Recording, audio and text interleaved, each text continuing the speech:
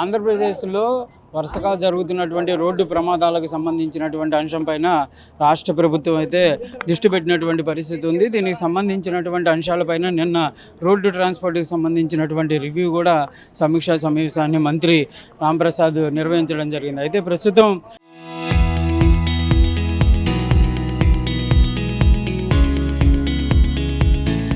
Toll plaza వద్ద ఉన్నటువంటి అక్కడ కొన్ని బస్సులను కూడా ప్రత్యేకంగా ఆయన తనిఖీలు నిర్వహిస్తున్నటువంటి పరిస్థితి ఉంది. ఎలాంటి పరిస్థితులు ఉన్నాయి, ఏంటి, ఎమర్జెన్సీ అడ్జస్ట్ ఉందా, కింద ఏదైతే వీటికి సంబంధించి అంటే ట్రాన్స్పోర్ట్ వెహికల్స్లో స్లీపర్ క్లాస్కి సంబంధించినటువంటి వాటికి సంబంధించిన దాంట్లో ప్రత్యేకంగా బ్యాగులు కానీ వాటికి సంబంధించినటువంటి అంశాలు కానీ ఇవన్నీ కూడా ప్రత్యేకంగా ఆయన స్వయంగా లోపలికి వెళ్ళి కూడా పరిశీలిస్తున్నారు. DTOకి ట్రాన్స్పోర్ట్కి సంబంధించినటువంటి అధికారులు కూడా దగ్గర ఉన్నటువంటి పరిస్థితి. సార్, తనిఖీల్లో ఏంటి, ఎలా ఉంది? రాష్ట్ర వ్యాప్తంగా గత 10 రోజులుగా ఆంధ్ర రాష్ట్ర రవాణా శాఖ అలాగే పోలీస్ శాఖకి సంబంధించిన అధికారులు అన్ని ప్రైవేట్ బస్సులను చెక్ చేయడం జరుగుతూ ఉంది. ముఖ్యంగా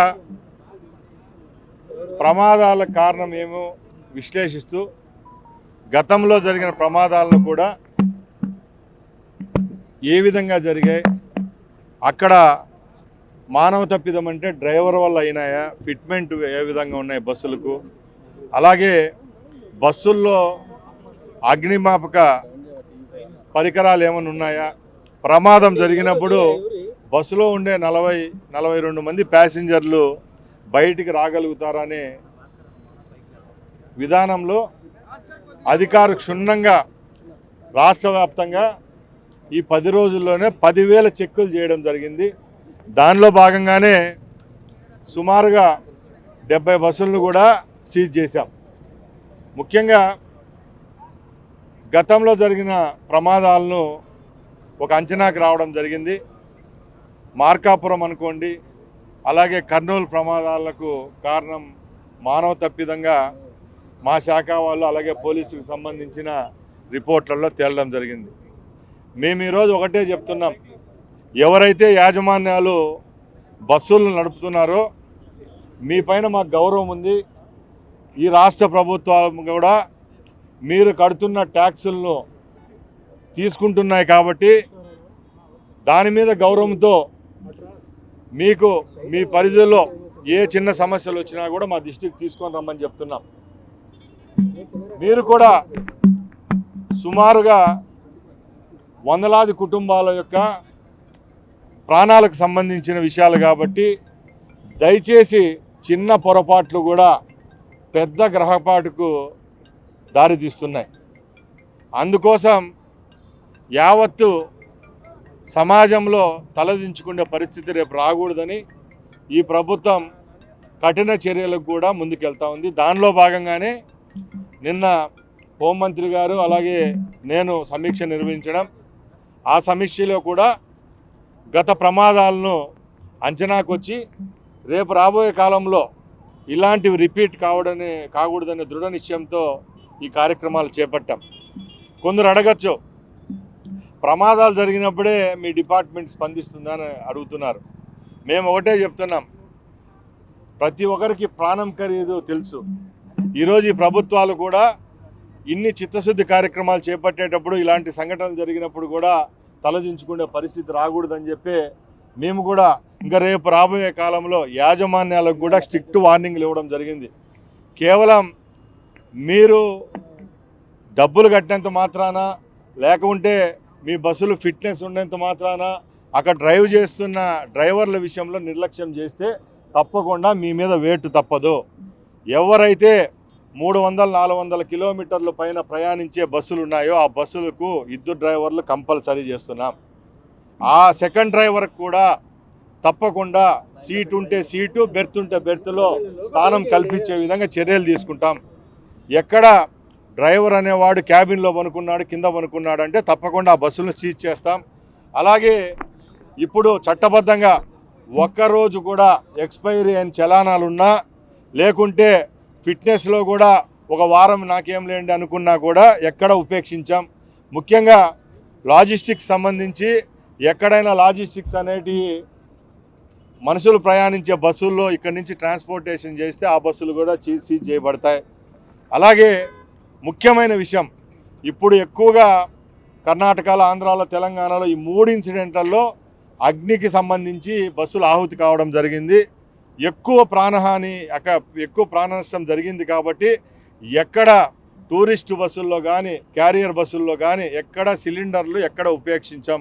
మేము భోజనాలు చేసుకుంటాం, అక్కడ ఎక్కడన్నా మేము ఆపుకుంటామంటే ఎక్కడ వినము. ఈరోజు కూడా రాజమండ్రిలో ఒక బస్సులో సిలిండర్లు ఏదైతే డీజిల్ తరలిస్తా అంటే ఆ బస్సులను కూడా పట్టుకోవడం, సీజ్ చేయడం జరిగింది. కఠినంగా నిర్ణయాలు ఉంటాయి. ఎందుకంటే ముందే నేను చెప్పాను, ఎక్కడ మేము ముందు కూడా ఉపేక్షించలేదు. మా డిపార్ట్మెంట్ కానీ మేము కూడా పనిచేస్తున్నాం. ఎక్కడైనా కొంచెం చిన్న వేమరపాటు వల్లే ఇలాంటి పెద్ద పెద్ద ప్రమాదాలు జరుగుతున్నాయి. కాబట్టి ఇలా రేపు రాబోయే కాలంలో ఎక్కడ ఉపేక్ష అనేది ఉండదని అందరి ముందర తెలియజేసుకుంటున్నాం. అలాగే కూడా రేపు ఎవరైతే ఇతర రాష్ట్రాల్లో, కేంద్రపాలిత ప్రాంతాల్లో ఎవరైతే రిజిస్టర్ చేసుకొని మన రాష్ట్రంలో బస్సులు తిప్పుతున్నారో వాళ్ళకు కూడా ముఖ్యమంత్రి గారితో మాట్లాడడం జరిగింది. సీటుకి ఏదైతే 4,000 రూపాయలు క్వార్టర్లీ కలెక్ట్ చేస్తున్నామో దానికి కూడా తగ్గించే విధంగా చర్యలు ఉంటాయి. వచ్చే వారం రోజుల్లోనే దాన్ని కూడా 2,500 రూపాయలకు తీసుకొచ్చే విధంగా చర్చలు జరిపాం. అది కూడా మీకు మంచి నిర్ణయం, మీ యొక్క భవితకు కూడా బాగుంటుంది, మీ ట్రాన్స్పోర్ట్ సిస్టమ్ కూడా ఊతమనిస్తుంది. కాబట్టి వచ్చే 2 నెలల్లోనే మీరు కూడా ఏ రాష్ట్రాల్లో ఉన్నా కూడా మన రాష్ట్రంలో బస్సులు తిప్పేవాళ్ళు ఈ రాష్ట్రంలో తప్పకుండా పన్ను చెల్లించి ఈ రాష్ట్రంలోనే తీసుకొని రావాల్సిందిగా కోరుకుంటూ సెలవు తీసుకుంటున్నా. జై హింద్.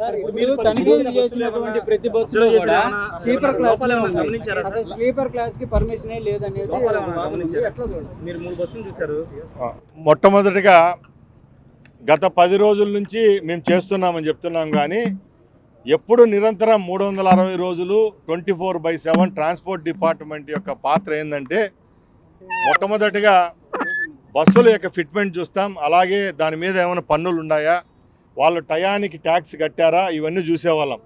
ఇప్పుడేం కొత్తగా చూడడం లేదు. ఈ సంఘటనలు జరిగిన తర్వాత విమర్శలు రావడం జరుగుతూ ఉంది. ఎక్కడైనా ఒక సంఘటన జరిగినప్పుడు విమర్శలు చేస్తారు. అలాంటప్పుడు మేము ప్రతి విమర్శ చేయడం భావ్యం కాదు. కాబట్టి తప్పకుండా పోలీస్ సిబ్బంది, అలాగే రవాణా సిబ్బంది ఈ బాధ్యతను ఇంకా ఎక్కువగా తీసుకొని రేపు ఆ ప్రాణాలు యొక్క ఎవరైతే ప్రాణాలు పోగొట్టుకున్నారో వాళ్ళ ఆత్మలు శాంతించాలన్నప్పుడు తప్పకుండా మా తరపు నుంచి ఈ స్పందన అనేది ఉండాలని చెప్పి కార్యక్రమం చేపట్టాం. ఇప్పటి వరకు దీనివల్ల ఎక్కడ ఈ ఫ్లేమబుల్ మెటీరియల్ కానీ, లాజిస్టిక్స్ కానీ ఎక్కడ దొరకడం లేదు. ఇప్పుడే చెప్పాను, రాజమండ్రిలో డీజిల్ దొరికిందని, అంతే తప్పక ఇక్కడ ఏం లేదు. ఇప్పటికే 2 బస్సులు చూడడం జరిగింది. ఇలాగే ప్రతి ఒక్క రోజు నేను ముందే చెప్పినట్టు 360 రోజులు 24/7 నిఘా అనేది ఉంటుంది. తప్పకుండా రేపు రెవల్యూషనరీగా ఈ బస్సుల్లో 2 కెమెరాలు ఫిట్ చేయమని చెప్పాం. అది కూడా రేపు ఖచ్చితంగా జీవో తీసుకొని వస్తున్నాం. డ్రైవర్ ఫేసింగ్ ఒక కెమెరా, ఎదురుగా వస్తున్న బస్సును ఏదైతే సమీక్షించుకునే విధంగా కెమెరాలు కూడా ఫిట్మెంట్ ఉంటుంది. దీని మీద కొత్తగా ఒక చట్టం అనేది తీసుకొని వస్తాం.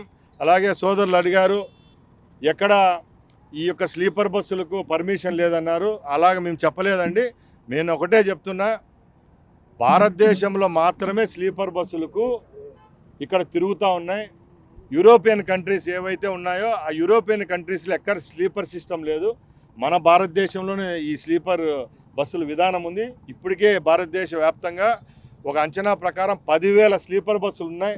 దీనిలను ఒకేసారి రద్దు చేయడం వల్ల కూడా సమస్యలు లేవనెత్తుతున్నాయి. కాబట్టి ఫస్ట్ విడతగా ప్రమాదాల నివారణకు ఏ విధమైన చర్యలు తీసుకోవాలో దాని మీద మేము చర్యలు తీసుకుంటున్నాం.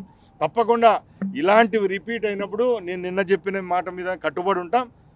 ప్రాణ నష్టం కంటే మాకు గవర్నమెంట్కు ఈ స్లీపర్ బస్సులు నడపడం వల్ల వచ్చే లాభం పెద్దది కాదు. కాబట్టి ఆ చర్యలు కూడా రేపు రాబోయే కాలం ఉపక్రమించే పరిస్థితి తీసుకొని రాకుండా చర్యలు ఉంటాయి. బస్సుల్లో కరెక్షన్స్ ఎక్కువ జరుగుతున్నాయి. మధ్యలో దారి నడక దారి అసలు కనిపించట్లేదు. ఇప్పుడు మనం ఎక్కిన 2 బస్సులు నేను ఒకటే చెప్తున్నానండి, ఈరోజు బస్సు సేఫ్టీకి సంబంధించి అక్కడ ఏమేం సిస్టమ్స్ మా మార్త్ గైడ్లైన్స్ పరంగా లేకపోతే రాష్ట్ర రవాణా శాఖకు సంబంధించి ఏమేం ఫెసిలిటీస్ ప్రొవైడ్ చేయాలో అవి ఉన్నాయా లేదా క్షుణ్ణంగా చూస్తున్నాం. దానిలో భాగంగానే మొట్టమొదటి ఎమర్జెన్సీ ఎగ్జిట్ ఏదైతే ఉందో, ఎమర్జెన్సీ ఎగ్జిట్ ద్వారా ఎవరైతే ప్రయాణికుడు ప్రమాదం జరిగినప్పుడు బయటికి రాగలుగుతాడా రాలేడా అనేది ఫస్ట్ క్షుణ్ణంగా చూడడం జరుగుతూ ఉంది. ఫస్ట్ది. రెండోది, ప్రమాదం జరిగినప్పుడు ఏదైతే వెంటిలేటర్ గ్లాసెస్ ఉంటాయో ఆ గ్లాసెస్ పగలగొట్టి బయటికి రాగలుగుతాడో అది చూస్తున్నాం. రెండోది, ఇప్పుడు 2023 తర్వాత ఏవైతే కొత్త బస్సులు ఆల్మోస్ట్ 80% ఆఫ్ బస్సులన్నీ కొత్తవే ఉన్నాయి మన రాష్ట్రానికి సంబంధించి. అలాంటి బస్సుల్లో సేఫ్టీ అలారం సిస్టమ్ ఏదైతే ఉందో అలారం సిస్టమ్ అనేది ఉందా లేదనే క్షుణ్ణంగా పర్యవేక్షిస్తున్నాం. ఇంకొకటి కూడా, ఏదైతే ఈ ఫైర్ ఎక్స్టింగ్విషర్ ఏదైతే ఉంటుందో ఈ ప్రమాదం జరిగినప్పుడు ఆ స్ప్రే చేసేది అది కూడా ఉందా లేదా, ఇవి 1 ఉన్నాయో 2 ఉన్నాయో అవి కూడా చూస్తూ ఉన్నాం. కాబట్టి తప్పకుండా వచ్చే 2-3 మంత్స్లోనే ఈ స్లీపర్ బస్సుల గురించి క్లారిటీ వస్తుంది. డిజైన్ మార్చేదానికి కూడా మేము సిద్ధంగా ఉన్నామని తెలియజేసుకుంటున్నాం. అలాగే కూడా 1, 2 కాదు 3 ఫైర్ ఏదైతే ఎమర్జెన్సీ ఎగ్జిట్లు పెట్టేదానికి కూడా ఆ విధంగా నిపుణులతో చర్చించడం జరిగింది. నిన్న దానికి సంబంధించి హైదరాబాద్కి సంబంధించిన ఒక స్వచ్ఛంద సంస్థ ద్వారా మార్కాపురం, కర్నూలు ఇన్సిడెంట్లను కూడా సర్వే చేయించడం, వాళ్ళు కూడా దాంట్లో కొన్ని లోటుపాట్లను కూడా మాకు చెప్పడం జరిగింది. కాబట్టి ఇవన్నీ బేరీజ్ వేసుకొని రేపు రాబోయే కాలంలో చట్టబద్ధంగా ఈ ట్రాన్స్పోర్టేషన్ ఉంటుందని మేము ముందర తెలియజేసుకుంటాం. ఫైనల్గా కంట్రోల్ రూమ్ నుంచి కాల్ చేస్తే చాలా మంది డ్రైవర్లు రెస్పాండ్ అవ్వట్లేదు అధికారులు. మొట్టమొదటిగా మేము ఒకటే చెప్తున్నామండి, ఇది ట్రాన్స్పోర్టర్ల యొక్క ఏదైతే ట్రాన్స్పోర్ట్ సిస్టమ్ నడుపుతున్న యాజమాన్యాలకు కూడా దీని మీద హక్కు ఉందండి. వాళ్ళకు కూడా బాధ్యత ఉంది. ఎందుకంటే ఇన్ని వందల ప్రాణాలు వాళ్ళ చేతుల్లో పెట్టి మేము నడుపుతా ఉన్నాం. ఈరోజు ఏపీఎస్ఆర్టీసీకి సంబంధించి రాష్ట్ర వ్యాప్తంగా 9,000 బస్సులు ఉంటే 9,000 బస్సులకు మా దగ్గర పర్మనెంట్ ఎంప్లాయీస్ 45,000 మంది ఉన్నారు. అలాగే అవుట్సోర్సింగ్ కింద 10,000 మంది పనిచేస్తున్నారు. ఈరోజు ప్రైవేట్ ట్రావెల్స్ యాజమాన్యాన్ని కూడా మేము ఒకటే కోరుతున్నాం, తప్పకుండా 2 డ్రైవర్లు ఉండాలా, అలాగే 10 బస్సులకు మేనేజర్ అన్నా ఉండాలి రెస్పాండ్ అయ్యేదానికి. ఇవన్నీ లిఖితపూర్వకంగా రాబోయే కాలంలో వాళ్ళకు మేము ఆన్సరబిలిటీ ఉండే విధంగా చర్యలు అయితే ఉపక్రమిస్తాం.